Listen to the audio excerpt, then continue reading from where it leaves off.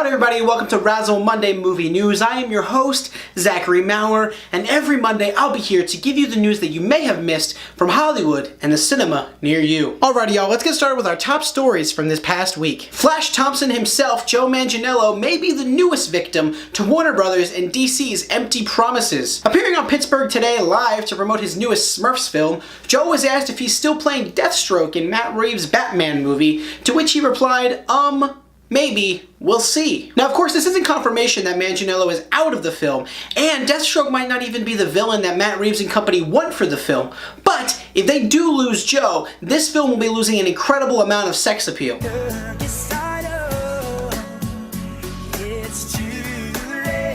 Well, miss you, Big Dick Slade. I mean, Big Dick Richie.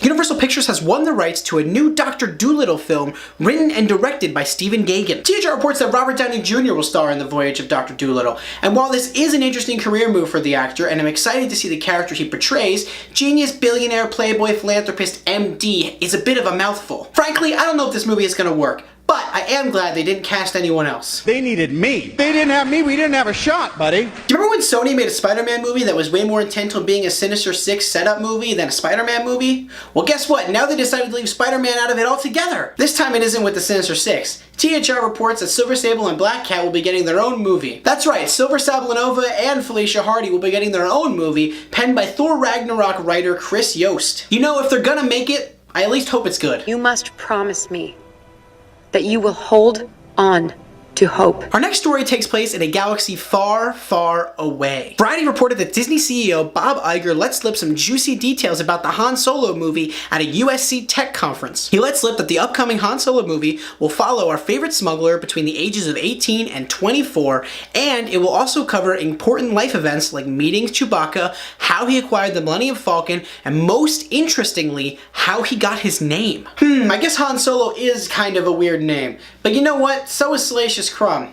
It doesn't matter. I'm 99% sure I'm gonna love this movie anyway. Never tell me the odds. Geez, whatever your name is, I'm sorry. Variety's reported that 6 of the 7 biggest studios in Hollywood are in talks to offer movies on VOD only a few weeks after their theatrical release.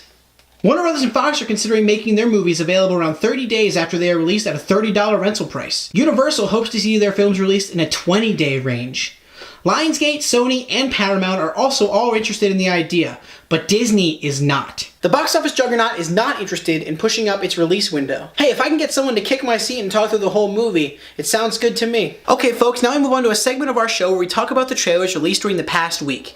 And before we talk about the trailers that I'm most excited about, here are the other trailers released during the past week. It was an exciting week for trailers for the release of the second trailer for Alec Baldwin's animated comedy The Boss Baby, and the first trailers released for thriller Black Butterfly, mystery My Cousin Rachel, animated comedy Captain Underpants the First Epic Movie, and the teaser trailer for the live-action remake of Death Note. The horror movie Wish Upon saw a second trailer released, as well as the first international trailer for the film Churchill. The Red Band trailer for 3 Billboards Outside Ebbing, Missouri, and the first trailer for Queen of the Desert were released online as well. And now we move on to the most talked about trailers from the past week. The third trailer for Dwayne Johnson and Zac Efron's Baywatch movie dropped online on March 22nd. For a more in-depth look into Baywatch, make sure to check out Alan Havens' trailer analysis show, The Good, the Bad, the Ugly, and the Moji, right here on Razzle this Thursday, March 30th, 2017. Baywatch swims into theaters on May 26th, 2017. The Age of Heroes is upon us. That's right, folks. The first Justice League trailer was released online this past Saturday,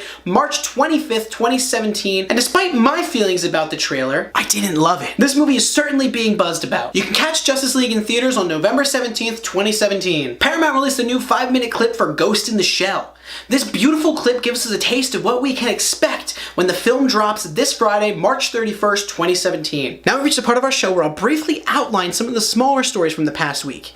And if you're interested in reading more about each show, please see the links in the description box below. Collider has reported that Tom Cruise has been training for his Mission Impossible 6 stunt for over a year. Deadline has reported that Kate McKinnon and Mila Kunis are in talks to star in Lionsgate's newest comedy, The Spy Who Dumped Me. Talking with Cinema Blend's Eric Eisenberg, Deadpool 2 writer and and producer Rhett Reese confirms that Deadpool 3 and X-Force will be two different movies. Ivan Reitman sat down with IO9 and confirmed that more Ghostbusters movies are in development, including animated and live-action films. The tracking board reports that Joakim Running is attached to direct a female-driven Avengers-like film called Princesses. THR reports that Michael Shannon is the current frontrunner to play Cable in Deadpool 2. Variety reports that Radar Pictures is developing a movie around the 2016 Chicago Cubs. Rush Hour director Brett Ratner told EW in an interview that Rotten Tomatoes is the worst thing that we have in today's movie culture. Skydance CEO David Ellison told Collider that they hope David Fincher will direct World War Z 2. Collider reports that Netflix and Adam Sandler have reached a new 2-year movie deal. On March 24th, a new poster for Spider-Man Homecoming was released online, as well as a haunting new poster for Alien Covenant and a new poster for A24's fantasy drama film, A Ghost Story. With franchise reboots, live-action remakes, and superhero send-offs, it certainly was an interesting weekend at the box office. Coming in at number 1 in the box office this week is Disney's Beauty and the Beast, making $88.35 million. Coming in at number 2 in the box office is Lionsgate's Power Rangers reboot, making $40.5 million. Coming in at number 3 on the weekend box office is Warner Brothers' Kong Skull Island, making $14.425 million.